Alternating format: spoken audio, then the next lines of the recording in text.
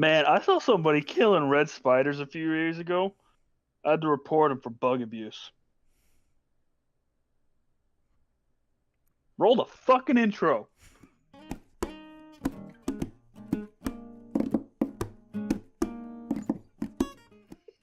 Hey guys, welcome back. No, my God. Hey guys, what is up? Welcome back to episode 12 of the Hell If I Know podcast. We're getting up there in the ages, man. What are we in, like sixth? No, we're way past sixth grade. We're in like, no, yeah, sixth grade.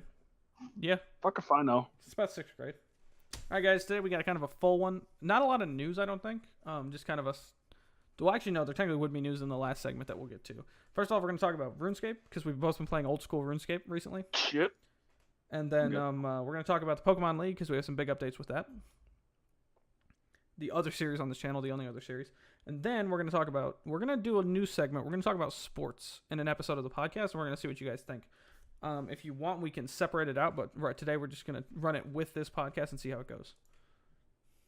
So yeah, Mac, you're better at RuneScape than I am, which I know you can't really be. I don't know if you can be better than someone at RuneScape.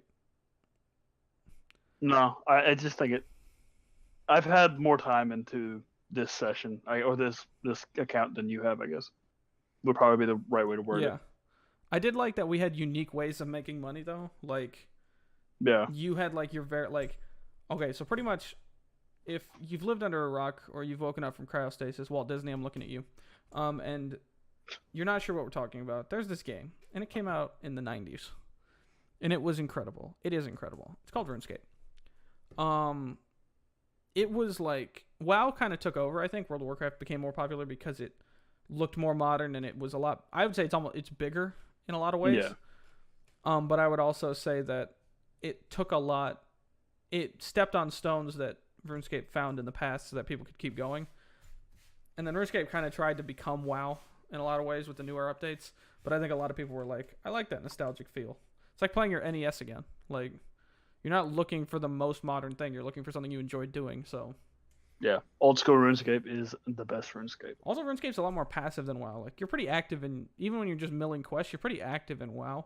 When you're just milling stuff in RuneScape, you can like click somewhere and then like go look at another window. Like when you're mining Rune Essence, it's like it's like you just click the Rune Essence thing and then you just look away. Like I can go do my taxes and shit while I'm mining Rune Essence. Who pays taxes and plays RuneScape? Technically, us now. No. I pay my taxes, then I come play RuneScape. That's how this shit works. I'll watch YouTube videos while I fucking AFK, but True. I liked what was I looking at today? I don't remember, like, I guess the RS, I don't know what the difference was. Because you remember in the podcast before we talked about how RS Classic had closed? I'm confused what RS Classic was versus old school RuneScape versus RuneScape. You know what I mean? Like, I'm not RS sure. Classic. Was that like OG? Like, that was RuneScape 1, pretty much. Yeah, and then old school RuneScape is like probably the mid 2000s edition to like 2008. It's what everybody likes. Everybody likes that one. You know what's funny is I think you still have to pay if you wanted a membership in old school. I don't think you get to pay old school prices. I don't think you get to pay $5.99 a month. I think you have to pay the updated price. Well, I think the updated price is only $8 a month. It's not quite caught up to WoW because I'm paying for WoW right now, and that's $15.99 a month. So I'm gonna send you this picture. This picture I'm sending you is classic RuneScape. This is how shitty classic RuneScape look. Are you sending it to me in Discord or? Yeah, Discord. Okay, cool. You will get an overlay of it, viewers. You will get to see what it looked like. And then I'll capture some in-game footage to compare so we can look at it together. Like a class projector screen. Oh, yeah, I know. Yeah, okay. Yeah. There were a lot less... polygons? A lot less polygons, a lot less skills. And, obviously, a lot less shit to do. Do you remember when people used to make... This is going to be funny. This will be a nostalgia trip. You remember people used to make RuneScape music videos? No. You don't remember that? Was that a thing? So, what you would have is you would have somebody like take a very popular song, right? Yeah. And what it would be, it would be like a lot of Fall Out Boy. Honest, like straight up to God, it was like a lot of Fall Out Boy. Of course it was. Of course it was. So... It would be them running around in RuneScape or like at their house or like the Falador house party, and they would get a bunch of people to like dress in certain outfits and stuff. And you would type out the words above your head and it was basically like a karaoke. It's like a lyric music video. But Oh with yeah, RuneScape. I know what you're Yeah, talking you know what I'm about talking about. Yeah, now. Yeah, like the music is overlaid, but it's like they were using the chat engine to say the words. people actually did that. That dude, if you think about it, that took hours. Oh fuck yeah, it did. Like you got to get your chat to sustain. You got to have hopefully nobody just run in and say shit that overruns your words. So you're probably off in the middle of nowhere. Yep. So probably ports the room because nobody goes to ports room. But Yep. I just sent you a picture of. I saw of current or of old school. And then I'm getting RuneScape 3 or current RuneScape. I'll just overlay the images of the original and the old. I'll just capture some gameplay footage. Yeah, and that's RuneScape 3. RuneScape 3 looks good though. Like it doesn't look bad. Yeah, it didn't look bad, which is cool. So I guess once we finally max everything out in old school RuneScape, or when they finally close old school RuneScape again, We'll move on. We'll move on to RuneScape 4 because I'm sure RuneScape 3 will be dead by then. Probably. I wonder how. Do you think MMOs will always be popular? Yes. I think they're interesting because I mean, like, if you think about it, they were like the OG multiplayer games because like RuneScape existed before like Call of Duty Online did. You know what I mean? Like, yeah, that style of game existed before like the multiplayers we play today are games like No Man's Sky, Game of the Year for the last 3 years, Destiny, those kind of games. Like even drop in, drop out co-op. This was that before that existed. Yeah. So I think that's kind of neat that you see like these have sustained and survived and have all this nostalgia. And you don't see that with a lot of other games. Like I don't play Modern Warfare 2 anymore. I don't play Call of Duty 3 anymore. I don't play Black Ops anymore, although Black Ops was the best Black Ops. Fight me. Black Ops 1, best Yeah, Black Ops. that's not Black Ops 1 was the best Black Ops. There's no doubt. Modern Warfare 2, best Modern Warfare. Modern Warfare 3 wasn't bad though. It wasn't bad. It was but never Modern going to Warfare 2, dethrone its older brother, but yeah, I it think wasn't Warfare bad. 2 is just, yeah. What else? Back to RuneScape. You know what I think the coolest thing was that it introduced was the idea of a marketplace. Like the Grand Exchange is Yeah. actually like the stock market. Like it's not, the prices aren't set. In Yeah, certain servers, you're going to get different prices for different items.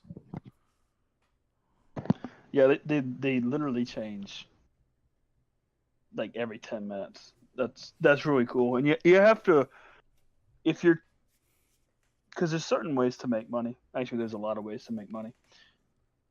But you can flip items on the Grand Exchange, and you really have to do research on which items to buy and then sell, because the prices do change so often too. So in like order to make profit, you have to really do your research. Which is hard to do now because there's no live trackers anymore. There is one website I saw today on a video. Well, there's not as many. Like it used to be. Yeah, there's not like, today. You could get like apps on your phone in like 2010 or 2011 that like would track the GE and the world you were in for you. Yeah, I mean this one doesn't track it real time. I think it's every 10 minutes it's updated. Yeah. Which I mean that's pretty fucking good. Yeah, because if you're making runs to the bank and stuff, that's about 10 minutes. Yeah. I like well, it's like what I found out yesterday, which I didn't know. I would never thought of is like what I used to do is if you're in Varrock and you're in the rune shop, your minimap is just big enough you can just click from the rune shop to the bank to the rune shop to the bank to the rune shop to the bank. So you can mine like 6 stacks in an hour of just base rune essence, let alone pure rune essence once you have a high enough pickaxe. Yeah. Once you have a high enough pickaxe, it's like clockwork. Just every 20 minutes you have like 6 stacks. But the funny thing about that is that's good money. Like that's the way a lot of people make money. The issue with that being the way a lot of people make money is you have to sell more and more rune essence to keep up with the economy because you are flooding the economy in yourself. Yeah. The trade-off with that is what I found last night is a lot of ways like you and I trained our combat levels in these counts was killing the cows northeast of Lumbridge. Killing those cows, nobody picks up the hides. Well, there's a couple people who pick up the hides, but if you go through and just pick up the hides, or you pick up the ones off you kill, fill your inventory, go to Alcarid, pay 3 coin a hide to get them hard leather tanned, and sell them, you're making like 3,600 per inventory of hide. Yeah. So if you stored a bunch of it and then sold it all off, you could make like, I think one thing I saw for the math, if you have a good economy, it's like 66,000 an hour turnover profit. Like it's not bad. Like there was something I saw the other day, and it was you weren't even player killing, but you were in a player killing world, and you were solely picking up the shit that people didn't pick up when they kill somebody. That fucking scorpion yesterday made me mad. Yeah. fucking, I'd have been livid, dude, because I had the full load of hides on me. I had 3,500 coin on me, and I had my, at the time, iron armor. I just upgraded to steel because I had to do that quest with you, the Shield of Arav, which we found out that neither of us like the idea of the fact that I'm required, because let's say like you got back into it but I didn't, you would be going around asking random players to do the quest with you. Yeah, pretty much. The odds of someone helping you are slim and none. Because that game is so independent. Like, there is no... You could level without ever doing a quest. Like, in WoW, to get the rewards and to start building up your inventory and start buying and selling items, you almost need to do the quest. In RuneScape, you can go from... You can drop in one drop tutorial island, and you don't have to ever talk to anyone. You can just go on your own and do whatever you want. Yep. So, the only disadvantage to dying there versus... One thing I will say about dying in RuneScape versus dying in WoW, if you die in RuneScape, you're respawned as as your person again. You're fully healed and everything. You've lost so much of your inventory. I don't know if it's based on value or weight or it's a randomized thing. Yeah, I think I honestly think it's like the 4 most expensive items in your inventory they'll keep. But money is not counted in that because you will drop the money you're holding. But so go there and you have to run to your body, which, by the way, you are going to spawn back at Lumbridge. So you better have died close. You died in the wilderness. GG, bro. GG. Because by the time you make the walk, it'll be open for other people to pick up. I think it's like 15 minutes is the drop time or something like that, if I remember correctly. There's a certain amount of time that passes when loot is dropped by something you've done, an action you've committed, whether it be your death or whether it be a character you've killed. There's a certain amount of time where that loot is only visible to you, and then it becomes public to everyone. It's not a long time. It's not. Okay, let me put this... It's not even a minute. Yeah. If you look at WoW, which I like this about WoW, there's cemeteries all over the world, in different places.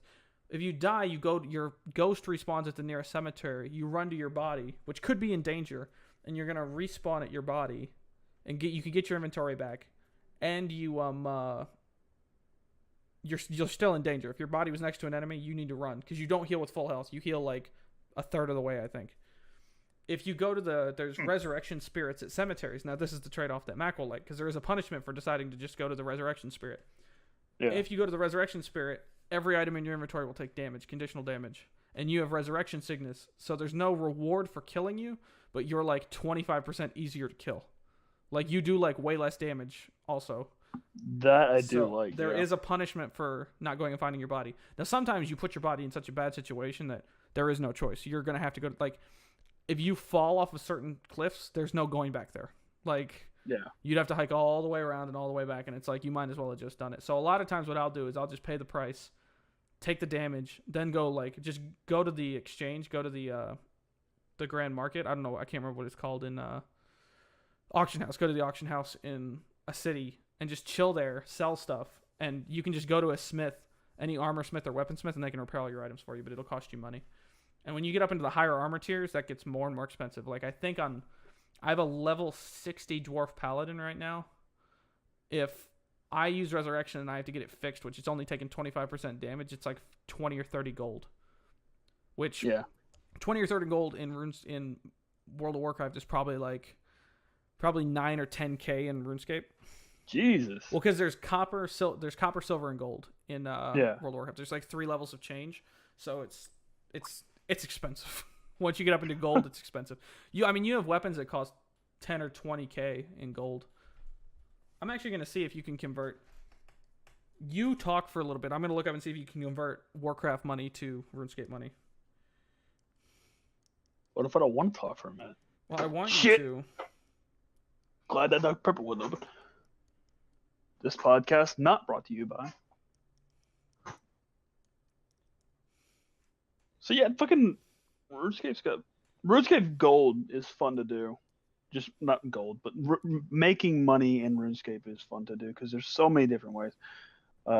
Fishing, mining, wood cutting, hunting. If you're a member, not a member yet, I'm gonna get all my shit good up and ready before I become a member. But yeah, there's a lot of easy ways to make money, and Yeah, the video where I watched the dude was picking up shit that people left behind PKing. He was like making 40K a trip to the bank, and he was sitting outside the GE, so it was like someone would die, you'd pick all your shit up. Someone would die, you'd pick all the shit up, and you'd have like 100K by the end of fucking 10 trip or 2 trips.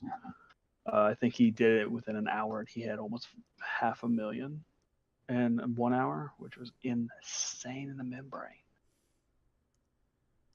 That's pretty awesome. Yeah. So when I get membership, that might be something I do. I just fuck around in high risk worlds and just pick people's shit up that they didn't keep. I'm looking at the map right now of RuneScape. I just realized how fucking big it is. I'm gonna look up a number. I'm gonna look up a number later, and I'll put it in to the podcast, like above us, because I've left a little room up there for stuff like that. But I found a couple websites that can do it. I just can't do it right now. But I think I don't think they're too far off, but it's farther off than I think a lot of people would think. The gold to gold comparison from WoW to RuneScape. Yeah.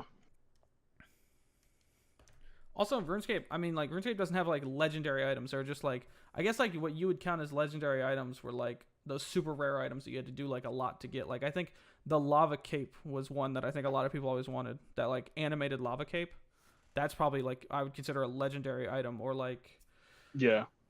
I guess the dragon scale armor, but, I mean, if you grind it enough, you could get it. You can't... I don't think you can buy it. Can you buy dragon scale armor? Or that dragon armor? I think so. It's probably expensive as shit, isn't it? Let's go to G. I'm on the RuneScape website. Let's check G. Yeah. How much is a dragon? I don't remember the name of it, but you know what I'm talking about. It's like red and has like on the toes there's like the dragon teeth, and on your head is like the dragon head stuff.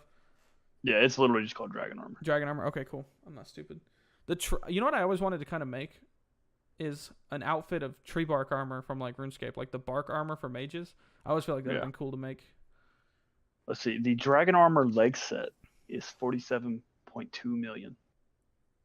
Okay, so yeah, you need to earn it pretty much because you need to make bank, is what we're saying. You need to make bank, or you can. I think you get it through a quest. I think it's unlocked. Shit, if you get it through a quest, damn, fucking. I don't know if you get it through a quest. I think there was. I don't remember. I might be thinking about the Dragon Breast Shield. That might be what I'm thinking about. Yeah. The Dragon Breast Shield is. Aren't you given that to do Dragon Slayer? I think so. Yeah, I think you either get it for completing it or you get it to do it. Because that dragon is on an island, isn't he? Yeah. Yeah. He's on that island, yeah, in the middle of the ocean. Yeah, okay. Cool. The most expensive item in all of RuneScape is the Twisted Bow, and it sells for a minimum of 1.1 billion. Because holy fucking shit. So is there like one per server? I guess so. That almost have to be it. Yeah. It's okay. Crazy. So now to update you guys on the Pokemon League, because we literally talked about that for almost this podcast will probably be a little bit longer, guys. Sorry if that's not good for you guys. I'm sure some will be edited out, but it's probably going to be probably about 10 We'll run through Pokemon League real quick. Run through Pokemon League real quick. So pretty much what we've decided to do is the weeks you've seen before are now what we're considering the preseason. We've taken into account a lot of things that we discovered along the way of organizing this. And we have now written a rule book. We have written a schedule. So now we're not guessing the day before who's going and trying to rotate that. And what's going to... Because that's just a smart thing to do. And now what's going to happen is we're going to start organized matches here soon. They may not be this weekend. They may be. You'll know. I guess you'll know next weekend. If Pokemon videos come out next weekend, you'll know. And they'll be marked that they are the first week of the season. Originally, our plan was to have everybody play each other twice. If you take into account how many people are in the league, and then you take into account how long that would take, that would be 18 weeks. That's a long time. So now, I don't think any of us have 18 weeks. So what we're going to do now is we are going to do a 9-week league that leads into a playoff. And then once that playoff is completed, we're going to look at, we should be close to the holiday season. We should be right around the middle. We'll be on the end of October, I think, if we go all 9 weeks, which I'm sure we won't. So we'll be somewhere around October, November. We do the playoffs. We crown a champion, go into the holiday break, come back after the holiday break, start a new season. I think that's the best way to do it. And the way we've designed the schedule, we can add people. We can't add them mid-season because it would hurt the standings, and it would mean that they couldn't even qualify for the playoffs. If they could win every match they had, if they joined at a certain point and they couldn't make it. So once we decide the starting date, that will be the end of admissions for those, and then we will have our set teams, we'll have our things, and that'll be how that works. We're looking to upgrade. I think we can upgrade our production level on all of our productions, the podcast and the Pokemon League. And I think you'll definitely notice when that happens because we have some stuff in the works right now that should make it look, I think, a lot cooler and a lot more fun for you guys to watch, as well as more interesting for us to make. And we're looking forward to making it as good as we can for you guys to watch. Yep. So before we wrap up the Pokemon League, we're just gonna finish up with the preseason final standings, just so y'all know who is, kind of the forerunners for the playoffs right now. Prince of Flames 4-0, Helion Deku 3-1, One True Wappa 3-1, Navy Boy 3-1, Tidiana Returns 1-2, High Priest of the Suckle 1-2, Brave Banana 1-2, Cataline 0-3, and Curly Fries 0-3. So that just kind of wraps up preseason, this entire preseason with all the learning curves that came with it. I now have a lot more respect for the people who organize like the bowling leagues we're in and stuff because oh my god, you look at like how that has to be organized and how points have to be tracked and stuff like that. So I think, have to like high five Laura next Wednesday and be like, you are awesome. Like you organize a 300 person league and we organized a 9-person league and we wanted to cry. So yeah, well done. Also makes me realize why she's mad like all the time. So dude, she does not take shit from anybody. Now into the experimental part of the podcast, which isn't experimental for us because we talk sports like all the time. How we drove 3 hours was it 3 hour drive? Like it was 3 hours. Yeah. It was about 3 hours one way to watch 2 Premier League sides play not in the Premier League, then to drive Man City and Man the Spurs. City and Neither one of Tottenham them were our team. Neither one were our teams, by the way. Yeah, and we wore our jerseys for our teams, Arsenal and Chelsea FC. Me being Arsenal, Mac being Chelsea FC. And got a couple cheers. The better choice. I got elbowed. Fun stuff. We met some cool fans from in the stands near our seats, and then we never sat in those seats again. People are scary, guys. Mac and I are those people at sporting events where we buy seats and we'll go sit in them, but then we walk around the area, like we walk around the ground and we walk around the stadium and stuff, and just explore. Because I think that's almost part of the experience of going to an event, and also finding cool places to watch from. We watched Man City. We watched Man City do what I think all knew they were going to do going into the season, and they ended up doing so, which dominating, was beat like everybody. My favorite thing ever was like, okay, so it was probably like 85, 89 degrees outside that day. Yeah. They stopped. You remember they stopped the game? They did stop the game. They stopped the game twice because they said the heat was so excessive they were worrying for the athletes. And I was thinking about like how many baseball games get played in 105 degree weather? How many football games get played in 105 degree weather? It's like over here we just think of the heat as like a thing, but when you come over from Europe, it's like, well, that's not how it works. It's like, okay. Well, it's not hot as shit and humid over there, so. I mean, it's humid in some places, but it's certainly not like. I mean, we've had temperatures here of like 104 degrees in the summer, so. I understand. Like they're farther north on the globe than we are, so they don't get we're much more subtropic than they are. So that's kind of where you get a lot of those temperatures from. Hey, I can't help that we're better. I'm just saying. They hate us because they ain't us. That's exactly it, man. But, shit. Yeah, so we're probably gonna mostly talk about the Premier League in this segment right now. There's not a whole lot to talk about because we're only 2 weeks into the season. My team is imploding. If you read some comments online, if you read others, we haven't had that bad of a start to the season. Hey, you know what? Y'all aren't in the drop-off zone. We are in the drop-off zone. I don't like people are talking about like that's a threat for us. I was like, I really don't think so. I think I think Huddersfield's going to get relegated this year, but they're last place right now with a -8 goal differential. Our goal differential's -3, I believe. Yep. Yeah. No, I think the biggest teams that have to worry about relegation is Huddersfield, Fulham, maybe Cardiff. Cardiff, I think, can hold on. Cardiff hasn't had Fulham's shown promise. They just don't consistently do it. And then, I'll tell you what, though. Brighton Hove Albion beating Man United, that was wild. Like, get fucked on, Jose. I'll tell you what happened there. That was a team, from what I saw from the highlights, and I admit I only watched the highlights because I didn't want to get up that early to watch the game. Because that's the thing. From what I saw, Brighton Hove Albion showed up and played like they were playing a top 5 team. Man United showed up and thought they were playing a bottom 10 team, and they were incorrect. Like, I could see Brighton Hove Albion finishing, like, 7th at this point, honest to God. If they played like that all year? If they play like it all year. If they show up and act as if, just like any team in the league. Every team in the league has a chance to win. Every team in the league. That's the way sports like that work, especially sports that have no playoff situation. Until you get to a certain point, everyone has a chance. We're 2 weeks in, everyone has a chance. Yeah. Now, when you start looking at player skill level and you look at consistent performance, you do start to notice that some clubs pay a lot more money than others. And teams that have just been promoted are at a bit of a disadvantage because they don't quite have that, you know what I mean? Like, they don't have that super following yet. They don't have... Now, I'll be fair. Wolves fans are impressive. Wolves fans show up. Except if you're Wolves. Wolves fans show up. Win, Y'all loss, show or up, rain or shine, they show up. And they have the money. When you go to, like, when you see shots inside the Emirates, you see shots inside of Stamford Bridge, and this happens everywhere. Top 5 teams, the fans are so spoiled having not been relegated in years and not having that threat, they don't show up sometimes. They play a team when was like... The last time? What'd you say? When was the last time a top 5 team got relegated? Let's look that up. I genuinely think it was Man United.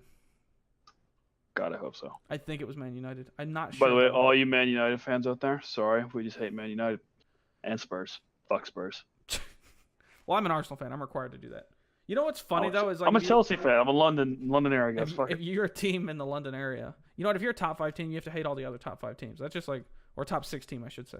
But who are the top 6 teams? If we talk about the top 6, it's Arsenal, Chelsea, the Man City, Man United, Tottenham, and... I would almost say Everton. Everton, yeah. But Everton's not really. Pretty good. Liverpool. Jesus. Sorry. We like Liverpool fans. Holy shit, You'll never walk alone. You'll never walk alone. Holy now shit. we'll never walk alone because we messed that up. Friggin'. How could you forget that? Because we like Jurgen Klopp. Like, we actually like the man. I don't know how you can't. He looks like just a genuinely fun individual. Like, he's one of the most animated people. Your manager's pretty animated. My favorite thing about your manager, though, well, Jurgen Klopp does it too, is they just dress like they don't give a shit. Like, you look at Unai Emery, which, to be fair, Arsene Wenger did it too. Like, they wear slacks, dress shoes, Dude, a tie. Wenger set a fucking precedent of everybody who had to manage Arsenal afterwards has to wear a suit and tie or they're not, good enough. That's exactly what that is. You know what's funny is I was always curious if he would write a book, because if he wrote a book, I might genuinely read it. And I don't mean that just because I'm an Arsenal fan. I mean, like, he just seems like he probably is a really interesting person. Him and Sir Alex Ferguson have to be interesting, because to keep a job that long in the Premier League is pretty wild. How long both of them kept their positions. Like, I mean, people are already talking about how Pep Guardiola might not last another 5 years at Man City. Because that's just like, I feel like the honest to God tenure at a team is expected to be 5 or less years. Like, how often do teams switch managers, if we're honest? Not often enough. And then you look at... Not often enough. Max, like, week to week, we need to be rotating people. Motherfucker, Chelsea needs to do it week to week, because apparently... Chelsea needs to do it year to year, because we can't win a goddamn fucking league 2 years in a row. You and I have won leagues pretty recently, though. Like, we won them in the 90s and the early 2000s. And then you won them in, like, the mid-2000s. I was about to say, we won 2 years ago. You won 2 years ago, but I mean, like, as far as the dynasty teams both of us had, the last time for us was the late '90s to early 2000s, and for y'all it was the mid 2000s. Yeah. I feel like nowadays you probably won't see those dynasties as much anymore. If Man City repeats, it could be considered like a mini dynasty, doubling down like that. I mean, because there are only a few dynasties in football today. That's PSG, Bayern Munich, and Bayern Munich. PSG. Can we put Juventus, and Real Madrid? I was about to say, can we put a Real Madrid Barcelona slash? Because aren't they like the only two who have ever won that goddamn league? Yeah. Like, can we put Atletico might have won it here and there. They might but they're not Real Madrid or Barca. Apparently, Messi had a kick-ass debut recently, though. In their opening game of the season, he apparently put together a slideshow of good goals. So, which again, nobody was saying he was a bad player. It's just internationally, he's terrible. Which it's not even his fault. He cannot be... International squads cannot be held up by one player. It's just not possible. Professional squads can't be. And that's when you can have people from any nationality you so please. So... The last time the so-called Big Four of the English Premier League teams were relegated are as follows. Arsenal, 1912, 1913. So we've never been relegated, pretty much. Never been relegated in the Premier League. Liverpool, 1953, 1954. United, 1973, 1974. Chelsea, 1987, 1988. So we were the most recent to get relegated, but I mean, we sucked ass. And I'm hoping Man City. Man City, for all you guys wondering, was 1950, 1951 was the last time. Sorry, I lied. 83, 84 was the last time they were relegated. So I mean, I don't think it's a threat for us. And I'm not just saying that because that's not. I'm not trying to be arrogant about that. I'm just saying like even last season we didn't have what was a good season for us. Like we won I think 2 of 10 away from the Emirates in the calendar year of 2018, but we won 10 of 14 at the Emirates, so we were fine. And I think the way this season started, these first 2 teams we faced, you look at Man City first. You're facing the reigning champions and a team who literally didn't change, and we didn't beat them last year, and almost nobody beat them last year. Shout out to Liverpool and Man United, who are the only 2 teams. I don't feel bad. You know what I mean? I almost don't feel bad losing them. Did we play a good game? Absolutely not. I'm not using that as an excuse. But I'm just saying, like, instead of losing 2-0, we might have drawn. Yeah. That's what I'm going to say. With the Chelsea game, we were better than we were in the Man City game. The leading half of the game, we did the same thing we did before. We came out lazy. We came out broken. It didn't play well. Second half of the first half, that was our game. We dominated the second half of the first half. We were all over y'all. No offense. Second half came out, and we both did the same thing. We both said, to hell with the tactics books. Just go out there and score more goals than the other guy. And at the end of it, you guys got a goal late game, and there was nothing we could do about it. Shout out to Marcus, my guy. So, overall, I'm not disappointed with the Chelsea game. I thought the Chelsea game was great to watch. I don't care if you don't like either team. I don't know if you hate them. That was a good game. That was a classic game right there.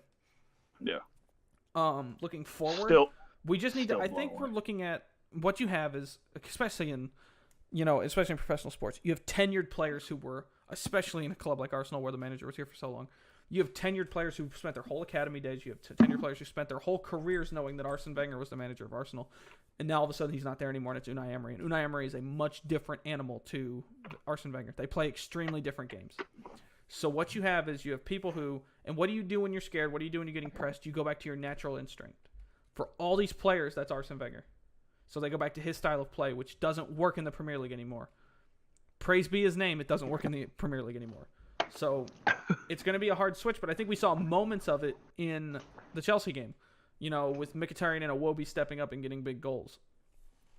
Do I wish and Aubameyang... Bellerin playing higher up. Yeah, Bellerin playing basically like right back instead of, center right back or whatever. He needs to play farther up. He just needs to be farther up the field. The fact that they put him that far back is like, his speed is only an asset if you use it going forward. It's not an asset, and it's kind of an asset getting back, which is why he should be playing longer distances, not from our goal to the midline. And Mustafi could have a better game. Mustafi didn't play that well, if I'm honest. I'll tell you, stepped up. Guendouzi had a pretty good game. That young kid, for how bad he played him against Man City. I don't know if he got yelled at or what happened, or if his mom called, but what happened. But he played a good game. He's like 19, dude. Like, you're 19 and starting for a Premier League side like that. That's pretty wild. Yeah. Having ever played top-tier football in any country. He played for like a second-tier French team, and now he's playing in the Premier League. It's like, damn. I still can't believe we spent $98 million on a goalkeeper. Your goalkeeper did not have a good game. Like, those were not... Okay, the Mkhitaryan goal, I won't blame him for. He got on it. It just went through him. Yeah. The Iwobi goal was like, how do you not think a player is coming from that side? Like, he way overcommitted to the left side of the net there. He was way overcommitted. Like, especially because Mkhitaryan was nowhere in a shooting position. Now, you need to respect Mkhitaryan. I'm giving him that. You got to respect players like that. But I think you have to respect anybody. You have to respect any player. But you have to look at the fact that you have to realize, I'm almost touching the left post. As a goalkeeper, is he going to try and shoot it through me, or is he going to try and get the pass? And players like Aubameyang are still floating around out there. Iwobi, every midfielder for our team is still floating over there on your right. You need to be thinking about your right side. And he didn't even move. Like, he didn't even start to think about it. Now, did he have time to do it? I don't know if he could have gotten over there and made a save. I really don't. But do I think he was kind of overplaying some angles? A little bit. Just like I think Petr Cech can't handle the ball to save his life. Like, why we're trusting him to do that, I do not know. Because it's been shown he's panicky in that situation. When you have somebody who can, or who might be a little bit faster. Also, someone we paid a crap ton of money for. Not as much as you did. About $98 million, but I don't remember what we paid for Barrett Leno. I think we paid like $28 million. Yeah, which for a goalkeeper, that's up there. Yeah, but now goalkeepers are going to be stupid expensive because of you guys and friggin' a couple other teams. You're welcome.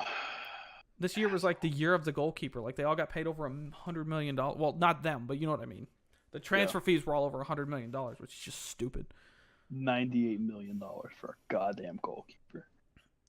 I did like what you texted me about De Gea, that since he has like a World Cup hangover because he's let in like, what did it say? 15 shots faced, 10 let in.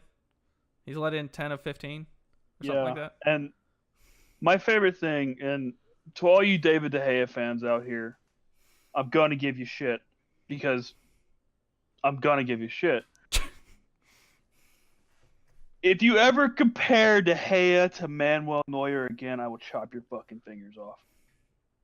He's nowhere even close to the Bayern stopper.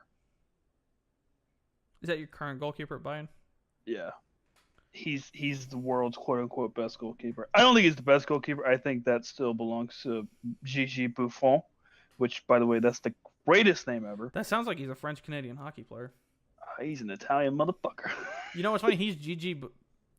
What is it, Gigi Buffon? Gigi Buffon? Yeah. Yeah. There was a hockey player back in the 50s and 60s for the Montreal Canadiens named Boom Boom Geoffrion. So, there's a little hockey trivia for you. Trivia. Little hockey trivia for you in the random. As we get into the hockey season, I can tell you right now, if this segment stays or we get a podcast, Matt can tell you that I'm going to be like hard to stop on that stuff. So, I'm going to have to smack him in the face at coffee. Be like, hey, so shit figured out. All right, well, I think that's going to do it for this episode of the podcast. Thank you guys so much for watching. Tell us what you think in the comments below about the sports section. If you want us to make it its own show, we easily can. Trust me, we can get more than a half an hour out of it if we want to. Tell us what you think about Old School RuneScape. Give us any suggestions you have for future episodes, and let us know what you want to see from future Pokemon episodes down in the comments below. Be sure to like and subscribe and turn on those notifications so you know whenever we ship out a video or if we ever go live on this channel. And as always, have a good day and a good week. Thank you very much. This isn't nom-smoking. Those are the rules.